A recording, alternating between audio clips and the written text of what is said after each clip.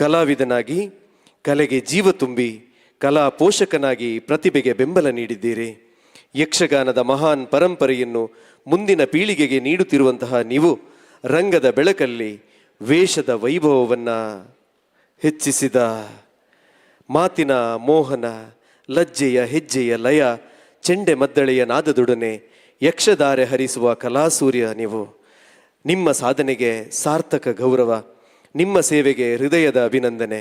ಸಿದ್ಧಿ ದ್ವಾದಶಯಾನದ ಈ ಶುಭ ಸಂದರ್ಭದಲ್ಲಿ ನಿಮಗೆ ಅರ್ಪಿತ ಈ ಕಾವ್ಯ ನಮನ. ದಯಮಾಡಿ ಗುರುಗಳು ನಾವು ಕಲ್ಪಿಸಿದ ನಮ್ಮ ಸನ್ಮಾನ ಪೀಠವನ್ನು ಅಲಂಕರಿಸಬೇಕು. ಇದು ಎಲ್ಲ ಶಿಷ್ಯವರ್ಗ, ಹೆತ್ತವರು ಮತ್ತು ಪೋಷಕರು ನೀಡುವಂತಹ ಗೌರವ. ಅಭ್ಯಾಗತರೆಲ್ಲರೂ ಸೇರಿಕೊಂಡು ಗುರುಗಳನ್ನು ಗೌರವಿಸಬೇಕು. ಮುಂದಿರುವ ಎಲ್ಲ ಶಿಷ್ಯವರ್ಗದವರು ಜೋರಾದ ಕೈ ಚಪ್ಪಾಳೆಯೊಂದಿಗೆ ನಮ್ಮ ಗುರುಗಳ ಆಶೀರ್ವಾದವನ್ನು ಬೇಡಿಕೊಳ್ಬೇಕು ಅಂತ ವಿನಂತಿಸ್ತಾ ಇದ್ದೇನೆ. ಗುರಿ ಇರಲಿ ಬಾಳಿನಲ್ಲಿ, ಸಾಧಿಸುವ ಛಲವಿರಲಿ, ನೇರ ನಡೆ ನುಡಿ ಇರಲಿ, ಭಾವಪದವಿರಲಿ, ಶಿಸ್ತು ಶ್ರದ್ಧೆಗಳಿರಲಿ, ಕೈಗೊಂಡ ಕಾರ್ಯದಲ್ಲಿ ಒತ್ತುಕೊಂಡು ಸಾಧನೆಗೆ ಎನ್ನುವಂತೆ ಭವಿಷ್ಯದ ಆಶಾ ಭಾವನೆಯನ್ನು ಹೊತ್ತು ತಾನಲ್ಲದೆ ತನ್ನ ಅಪಾರ ಶಿಷ್ಯರಿಗೆ ನೈತಿಕ ಮೌಲ್ಯಗಳೊಂದಿಗೆ ಯಕ್ಷ ಶಿಕ್ಷಣವನ್ನು ಸೂಕ್ತ ಪಠ್ಯದೊಂದಿಗೆ ನೀಡುತ್ತಿರುವಂತಹ ಸಾಧನೆ ನಿಮ್ಮದು. ಎಳೆ ವಯಸ್ಸಿನಲ್ಲಿಯೇ ಯಕ್ಷರಂಗ ಪ್ರವೇಶಿಸಿ ರಂಗದ ಉದ್ದಗಲಕ್ಕೂ ತನ್ನದೇ ಕಲ್ಪನೆಯ ಮೂಲಕ ಸ್ತ್ರೀ ವೇಷಕ್ಕೆ ವಿವಿಧ ನಾಟ್ಯ ಪ್ರಕಾರಗಳೊಂದಿಗೆ ನಾಟ್ಯ ಮಯೂರಿ ಎನ್ನಿಸಿಕೊಂಡು ಉತ್ತಮ ಪುಂಡು ವೇಷಕ್ಕೂ ಸೈ ಎಂದು ಹೇಳಿಸಿಕೊಂಡು ಅಪಾರ ಅಭಿಮಾನಿಗಳಿಂದ ಪಡೆದ ವ್ಯಕ್ತಿತ್ವ ನಿಮ್ಮದು. ತಮಗಿದು ಡಾಕ್ಟರ್ ಎಂ ಮೋಹನ್ ಆಳ್ವ ಹಾಗೂ ಗಣ್ಯ ಮಾನ್ಯರುಗಳ ಸಮ್ಮುಖದಲ್ಲಿ ನಾಟ್ಯ ನಿಕೇತನ ಎನ್ನುವಂತಹ ಪ್ರಶಸ್ತಿಯನ್ನ ನೀಡುವುದರ ಮೂಲಕ ಎಲ್ಲ ಅಭ್ಯಾಗತರು ಮತ್ತು ಎಲ್ಲ ಶಿಷ್ಯವರ್ಗದವರಿಂದ ಗುರು ಸಮರ್ಪಣೆಯನ್ನ ಮಾಡ್ತಾ ಇದ್ದೇವೆ. ಇದನ್ನ ನಮ್ಮನ್ನೆಲ್ಲ ಆಶೀರ್ವಾದ ರೂಪವಾಗಿ ನೀವು ಸ್ವೀಕರಿಸಬೇಕು. ಮುಂದೆ ಮಾದರಿ ಗುರುಗಳು ಮತ್ತು ಮಾದರಿ ಶಿಷ್ಯರಾಗಬೇಕು ಅಂತ ವಿನಂತಿಸ್ತಾ ನಿಮ್ಮ ಕೃಪಾಶೀರ್ವಾದ ಇರಲಿ ಅಂತ ಹೇಳ್ತಾ, ಗೌರವಾನ್ವಿತ ಗುರುಗಳು ಹಾಗೂ ಇವತ್ತಿನ ಅಧ್ಯಕ್ಷತೆಯನ್ನು ವಹಿಸಿರುವ ಹಿರಿಯರಾದಂತಹ ಮೋಹನ್ ಆಳ್ವರು ದಯಮಾಡಿ ಗುರುಪೀಠದ ಒಂದು ಚಾಲನೆಯನ್ನ ಎಲ್ಲ ಅಭ್ಯಾಗತರ ಸಮ್ಮುಖದಲ್ಲಿ ಮಾಡಿಕೊಡ್ಬೇಕು. ಗುರುಗಳು ಕೂಡ ಸೇರಿಕೊಂಡು ಇದು ಶಿಷ್ಯರು, ಪೋಷಕರು ಎಲ್ಲರೂ ಗುರುಗಳಿಗೆ ಮತ್ತು ನಮಗೆ ಇರುವಂತಹ ಸಂಬಂಧವನ್ನ ನಿಮ್ಮ ಮುಂದೆಗೆ ಅನಾವರಣಗೊಳಿಸುತ್ತಿದ್ದಾರೆ. ಇದು ಒಂದು ಜೋರಾದ ಕೈಚಪ್ಪಾಳೆ. ಶಿಷ್ಯವರ್ಗದವರೇ, ಇದು ನಾವು ನೀಡುತ್ತಿರುವಂತಹ ಬಹುಮಾನ ಶ್ರೀ ಗುರುಗಳಾದಂತಹ ಶ್ರೀ ರಕ್ಷಿತ್ ಪಡ್ರೆ ಅವರಿಗೆ ನಾಟ್ಯ ನಿಕೇತನ ಗೌರವ ಪ್ರಶಸ್ತಿ ಪತ್ರ. ಇದು ಯಕ್ಷ ಸಿದ್ಧಿ ಸಂಭ್ರಮ 2026-27 ಸಿದ್ಧಿ ದ್ವಾದಶಯಾನದಲ್ಲಿ ನಿಮಗೆ ನೀಡುವ ಗೌರವ ಪ್ರಶಸ್ತಿ ನಾಟ್ಯ ನಿಕೇತನ. ನಿಮ್ಮ ನಾಟ್ಯ ಲೋಕ ಯಕ್ಷಗಾನದೊಂದಿಗೆ ಇನ್ನಷ್ಟು ಮುಂದುವರಿಯಲಿ ಅಂತ ಈ ಸಂದರ್ಭದಲ್ಲಿ ವಿಶೇಷವಾಗಿ ನಾವು ವಿನಂತಿಸ್ತಾ, ಗುರುಗಳು ಒಂದು ಕ್ಷಣ ಪ್ರಶಸ್ತಿ ಪತ್ರವನ್ನ ಸ್ವೀಕರಿಸಬೇಕು ಅಂತ ವಿನಂತಿಸ್ತಾ ಇದ್ದೇವೆ.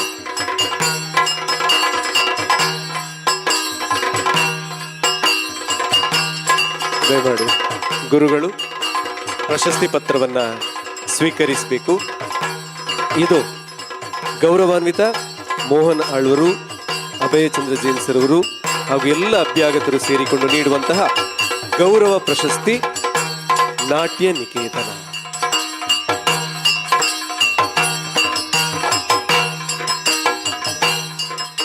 ಎಲ್ಲ ಅತಿಥಿ ಅಭ್ಯಾಗತರಿಗೆ ಕೃತಜ್ಞತೆಗಳನ್ನು ಸಲ್ಲಿಸ್ತಾ ಇದ್ದೇವೆ. ಗುರುಗಳು ದಯಮಾಡಿ ನಮ್ಮನ್ನು ಕ್ಷಮಿಸಬೇಕು. ಎಲ್ಲ ಪೋಷಕ ವರ್ಗ, ಶಿಷ್ಯ ವರ್ಗಗಳನ್ನು ಉದ್ದೇಶಿಸಿ 2 ಮಾತುಗಳನ್ನು ನಿಂತಲ್ಲಿಂದಲೇ ಆಡಬೇಕು ಅಂತ ವಿನಂತಿಸ್ತೇನೆ.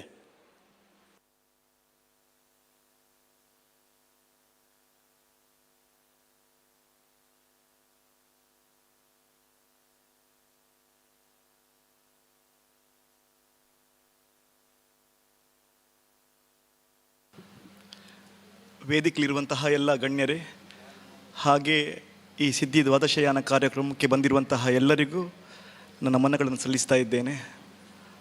ಸತ್ಯವಾಗ್ಲೂ ಹೇಳ್ತೀನಿ, ನನಗಿದು ಈ ಥರ ಎಲ್ಲ ಮಾಡ್ತಾರಂತ ನಂಗೆ ಗೊತ್ತೇ ಇರಲಿಲ್ಲ. ಒಂದು ಕ್ಲೂ ಸಹ ಕೊಡಲಿಲ್ಲ, ಯಾರೂ ಹೇಳಲಿಲ್ಲ.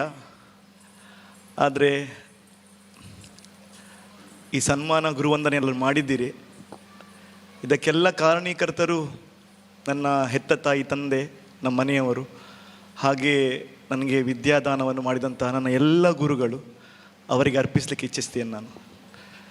ಹಾಗೆ ನಾನೊಬ್ಬ ಕಲಾವಿದನಾಗಿ ರೂಪುಗೊಳ್ಳುವುದಕ್ಕೆ ಸಹಕಾರವನ್ನು ಕೊಟ್ಟಂತಹ ನಮ್ಮ ಪೂಜ್ಯರಾದಂತಹ ದನಿಗಳು ಡಾಕ್ಟರ್ ಟಿ ಶಾಂಭಟ್ ಅವರ ಪ್ರೋತ್ಸಾಹ ಹಾಗೂ ನಮ್ಮ ಎಲ್ಲ ಮೇಳದ ಹಿರಿಯ ಕಿರಿಯ ಕಲಾವಿದರ ಪ್ರೋತ್ಸಾಹದಿಂದ ನಾನೊಬ್ಬ ಕಲಾವಿದನಾಗಿ ರೂಪುಗೊಂಡಿದ್ದೇನೆ.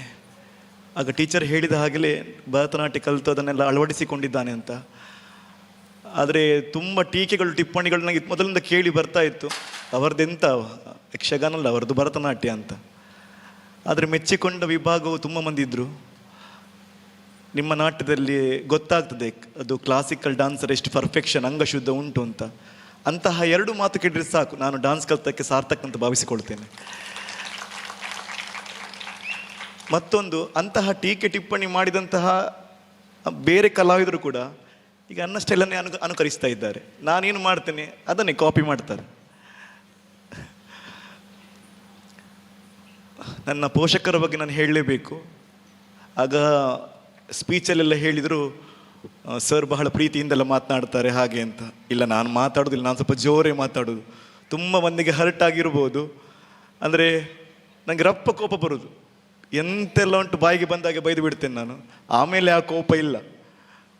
ಆ ಕೋಪವನ್ನು ಯಾರು ಇರಿಸಿಕೊಳ್ಳದೆ ಇವತ್ತು ನೀವೆಲ್ಲ ಕೈ ಜೋಡಿಸಿದ್ದೀರಿ, ನನ್ನ ಈ ಕನಸಿನ ಕಾರ್ಯಕ್ರಮವನ್ನು ನೆರವೇರಿಸಿದ್ದೀರಿ. ನಿಮಗೆಲ್ಲರಿಗೂ ನನ್ನ ಹೃತ್ಪೂರ್ವಕ ನಮನಗಳು. ಹಾಗೆ ಈ ಕಾರ್ಯಕ್ರಮ ಇಷ್ಟು ಸುಂದರವಾಗಿ ನೆರವೇರಬೇಕಿದ್ರೆ ನಿಮ್ಮೆಲ್ಲರ ಸಹಕಾರವಿತ್ತು. ನಾನು ಪ್ರತಿಯೊಬ್ಬರನ್ನು ಮೆನ್ಷನ್ ಮಾಡೋದಿಲ್ಲ, ಆದರೂ ಕೂಡ ಹೇಳಲೇಬೇಕಾದವರ ಹೆಸರು ಹೇಳಲೇಬೇಕು. ಡಾಕ್ಟರ್ ಮೋಹನ್ ಆಳ್ವ ಸರ್, ನಾನು ಅಲ್ಲಿಗೆ ರವಿ ಪ್ರಸಾದ್ ಸರ್ ಒಟ್ಟಿಗೆ ಹೋಗುವಾಗ ಎಷ್ಟು ಪ್ರೀತಿಯಿಂದ ಮಾತನಾಡಿದರು. ಅವರು ಹೇಳಿದೊಂದು ಮಾತು, ಬೇತಕಲ್ಲ ಕೆಂಚ ಟ್ರೀಟ್ ಮಾಲ್ಪೋರಿ ಪಡ್ರೆದರೇನು ಆ ಯಕ್ಷಗಾನ ಕಲಾವಿದರನ್ನು ಎಡ್ಡ ಟ್ರೀಟ್ ಮಾಲ್ಪಲೆ ಅಂತ ಇನ್ನೊಬ್ಬರಿಗೆ ಹೇಳಿದ ಮಾತು ನಮಗಷ್ಟು ಸಾಕಲ್ಲ ಈ ಕ್ಷೇತ್ರದಲ್ಲಿ. ಅವರ ಮಾತು ಕೇಳುವಾಗ ನನಗೆ ಯಾವಾಗಲೂ ನಮ್ಮ ದನಿಗಳ ಮಾತು ನೆನಪಾಗೋದು. ದನಿಗಳು ಸಹ ಹಾಗೆ, ಎಷ್ಟೇ ಸಣ್ಣ ಕಲಾವಿದ ಇರಲಿ ದೊಡ್ಡವ ಇರಲಿ, ಆಯೆ ಎಂಬೆ ನೀನು ಅಂತ ಮಾತಾಡೋದಿಲ್ಲ, ನೀವು ಅಂತಲೇ ಮಾತಾಡಿಸ್ತಾರೆ. ಮತ್ತೊಮ್ಮೆ ನಾನು ಅಂತಹ ಗುಣವನ್ನು ಕಂಡದ್ದು ಮೋಹನ್ ಆಳ್ವ ಸರಲ್ಲಿ. ಸರ್, ನಿಮ್ಮ ಪ್ರೀತಿ ವಿಶ್ವಾಸ ಹೀಗೆ ಇರಬೇಕು ಅಂತ ನಾನು ಕೇಳಿಕೊಳ್ತೇನೆ.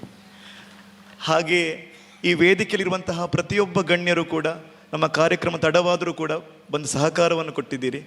ನಿಮಗೂ ನಮಸ್ಕಾರ. ಮಾತ್ರ ಅಲ್ಲ, ರವಿ ಪ್ರಸಾದ್ ಸರ್ ಇದ್ದಾರೆ. ಈ ಕಾರ್ಯಕ್ರಮ ಮೂಡಬಿದ್ರಲ್ಲಿ ಸುಂದರವಾಗಿ ಮೂಡಿ ಬರಬೇಕಿದ್ರೆ ಅವರ ಪರಿಶ್ರಮ ಬಹಳ ಇತ್ತು. ಸತ್ಯ ಹೇಳಬೇಕಿದ್ರೆ ನಾನೆಲ್ಲದಕ್ಕೂ ಫೋನ್ ಮಾಡಿದ್ದು ಮಾತ್ರ, ಮತ್ತೆಲ್ಲವನ್ನು ನೋಡಿಕೊಂಡದ್ದು ಮೂಡಬಿದ್ರಿ ಹಾಗೂ ಮೂಡಬಿದ್ರಿ ಕ್ಲಾಸ್ನವರು. ಅಂದರೆ ಎಲ್ಲರಂತ ಅಲ್ಲ ಹೇಳೋದು ನಾನು, ಮೂಡಬಿದ್ರಿ ಕ್ಲಾಸ್ನವರು ಸಹಕಾರವನ್ನು ಕೊಟ್ಟಿದ್ದಾರೆ. ಹಾಗೆ ನನ್ನ ಎಲ್ಲ ಕ್ಲಾಸ್ನ ಪೋಷಕರಾಗಿರ್ಬೋದು, ಮಕ್ಕಳಾಗಿರ್ಬೋದು, ಎಲ್ಲ ಮುಖ್ಯಸ್ಥರು, ನಾನು ಪ್ರತ್ಯೇಕವಾಗಿ ಮೆನ್ಷನ್ ಮಾಡೋದಿಲ್ಲ. ಸನ್ಮಾನ ಪತ್ರಗಳಲ್ಲಿ ಆದರೂ ಆಗಿರ್ಬೋದು, ವಿಟ್ಲ ತರಗತಿ ಕ್ಲಾಸ್ನವರೆಲ್ಲಾಗಿರ್ಬೋದು, ಪ್ರತ್ಯೇಕವಾಗಿ ನನ್ನ ಹೆಸರು ಮೆನ್ಷನ್ ಮಾಡೋದಿಲ್ಲ. ನೀವೆಲ್ಲರೂ ಸಹಕಾರ ಕೊಟ್ಟಿದ್ದೀರಿ. ಇನ್ನೊಂದು ನಾನು ಮಾತು ಹೇಳಬೇಕು ನನ್ನ ಮಕ್ಕಳ ಬಗ್ಗೆ. ಭಾವಿಸಿರ್ಬೋದು, ಇಷ್ಟು ಮಕ್ಕಳು ಒಟ್ಟುಗೂಡಿ ಒಂದು ಪ್ರೋಗ್ರಾಮ್ ಕೊಟ್ಟಿದ್ದಾರೆ, ಎಲ್ಲ ಒಂದೊಂದು ಕ್ಲಾಸ್ನ ಮಕ್ಕಳು ಇರಬಹುದು ಅಂತ. ನಾವು ಒಂದು ಮಾತು ಹೆಮ್ಮೆಯಿಂದ ಹೇಳ್ತೇನೆ, ಇವತ್ತು ಮಾಡಿದ ಪ್ರೋಗ್ರಾಮ್ನಲ್ಲಿ ಕುಶ ಈ ಕ್ಲಾಸ್ ಇದ್ದಿದ್ರೆ, ರಾಮ ವಿಟ್ಲ ಕ್ಲಾಸ್ ಇದ್ದು, ಸುಭದ್ರೆ ಉಡುಪಿ ಕ್ಲಾಸ್ ಇದ್ದು, ಎಲ್ಲರನ್ನು ನಾವು ಮಿಕ್ಸಪ್ ಮಾಡಿದ್ದು. ಒಂದೇ ಕ್ಲಾಸ್ನ ಮಕ್ಕಳಲ್ಲ, ಒಂದೇ ಕ್ಲಾಸ್ನ ಮಕ್ಕಳ ಹತ್ರ ಪರ್ಫಾರ್ಮೆನ್ಸ್ ಮಾಡೋದು ಬಹಳ ಸುಲಭ, ಎಲ್ಲರನ್ನು ಒಟ್ಟುಗೂಡಿಸಿ ಮಾಡೋದು ಬಹಳ ಕಷ್ಟ. ನಾನು ಯಾಕಿದ್ದು ಮಾಡಿದ್ದು ಅಂತಂದರೆ, ಒಂದು ಪ್ರೋಗ್ರಾಮ್ ಚೆಂದ ಆಗಬೇಕು. ಇನ್ನೊಂದು, ಒಂದು ವರ್ಷ ನಾನು ಕಾರ್ಯಕ್ರಮ ಮಾಡಿದ್ದೆ, ಆಯಾಯ ಕ್ಲಾಸ್ನ ಮಕ್ಕಳ ಪರ್ಫಾರ್ಮೆನ್ಸ್ ಆದ ಕೂಡಲೇ ಪೇರೆಂಟ್ಸ್ ಎಲ್ಲ ಎದ್ದುಕೊಂಡು ಹೋಗುದು, ಅವರದಾಯಿತು ಮುಗಿಯಿತು ಅಂತ. ಮತ್ತು ನಾವು ಈ ಕಾರ್ಯಕ್ರಮ ಯಾರಿಗೆ ಮಾಡುವುದು ಎನ್ನುವಂತಹ ಉದ್ದೇಶ. ನನಗೆ ನನ್ನ ಮಿತ್ರರೊಬ್ಬರು ಹೇಳಿದರು, ನಿಮ್ಗೆ ಯಾಕೆ ಮಾರ ಇಷ್ಟು ಸ್ಟ್ರೈನ್ ಮಾಡಿಕೊಂಡು ಎಲ್ಲರನ್ನು ಒಟ್ಟು ಮಾಡಿ ಮಾಡೋದು, ಆಯಾಯ ಕ್ಲಾಸಿಗೆ ಮಾಡಿಬಿಡು ಅಂತ. ಇಲ್ಲ, ನಾನು ಮಾಡಿದ ಕಾರ್ಯಕ್ರಮ ಇವತ್ತು ಸಾರ್ಥಕ ಆಗಿದೆ, ಅದಕ್ಕೆಲ್ಲ ಮಕ್ಕಳು ಪರಿಶ್ರಮ ಪಟ್ಟಿದ್ದಾರೆ ಅಂತ ಹೇಳಿಕ್ಕೆ ನಾನು ಸಂತೋಷ ಪಡ್ತೇನೆ. ಮತ್ತೊಂದು ಗಮನಿಸಬೇಕು, ಇದು ತಿಂಗಳುಗಟ್ಟೆ ಒಂದು ವಾರದ ಪ್ರಾಕ್ಟೀಸ್ ಅಲ್ಲ, ಕೇವಲ ಒಂದೊಂದೇ ಪ್ರಾಕ್ಟೀಸ್. ಎಲ್ಲ ಪೇರೆಂಟ್ಸಿಗೆ ಗೊತ್ತಿರ್ಬೋದು, ಒಂದೇ ಪ್ರಾಕ್ಟೀಸ್. ಇವತ್ತಾದ ಗೃಹಭಂಗ ಆಗಿರ್ಬೋದು, ವಿಶ್ವ ಪ್ರತಿಜ್ಞೆ ಆಗಿರ್ಬೋದು, ಬೆಳಗಿನ ಕಾರ್ಯಕ್ರಮ ಆಗಿರ್ಬೋದು, ಮುಂದೆ ನಡೆಯುತ್ತಿರುವ ಕಾರ್ಯಕ್ರಮ ಎಲ್ಲ ಆಗ್ಬೋದು, ಒಂದೊಂದೇ ಮಹಿಮೆಳ ಪ್ರಾಕ್ಟೀಸ್. ತುಂಬ ಪ್ರಾಕ್ಟೀಸ್ ಕೊಟ್ಟು ಮಾಡಲಿಲ್ಲ, ತುಂಬ ಪ್ರಾಕ್ಟೀಸ್ ಕೊಟ್ಟು ಮಾಡಿದ್ರೆ ತುಂಬ ಚೆಂದ ಆಗ್ತಿತ್ತು ಪ್ರೋಗ್ರಾಮ್. ಅದು ಟೈಮ್ ಇರಲಿಲ್ಲ. ಈಗ ಮಕ್ಕಳು ತುಂಬ ಬ್ಯುಸಿ. ಮೊದಲು ನಾವು ಗುರುಗಳಿಗೆಲ್ಲ ಕಾಯ್ತಾ ಇದ್ವಿ, ಟೀಚರ್ ನಾವು ಇಷ್ಟೊತ್ತಿಗೆ ಬರಬೇಕು ಅಂತ.